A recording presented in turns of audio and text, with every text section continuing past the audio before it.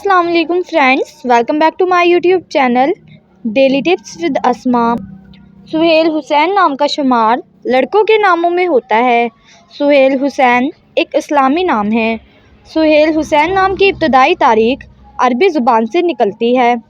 सुहेल हुसैन नाम के लड़कों के लिए खुशकिस्मत नंबर 8 माना जाता है। सुहेल हुसैन नाम के लड़के बहुत बहादुर होते हैं। सुहेल हुसैन नाम के लड़कों के लिए खुशकिस्मत दिनों में जुम्मा और हफ्ते का दिन शामिल है।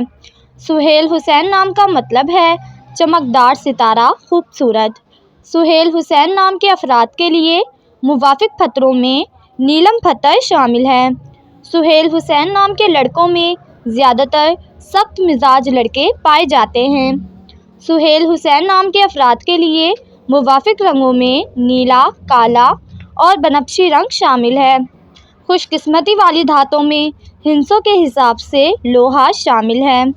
फ्रेंड्स, अगर आप अपने नाम का मतलब जानना चाहते हैं तो कमेंट बॉक्स में अपना नाम लिखें। इंशाल्लाह हम आपके नाम की वीडियो ज़रूर बनाएंगे। Thanks for watching. अल्लाह हाफिज़।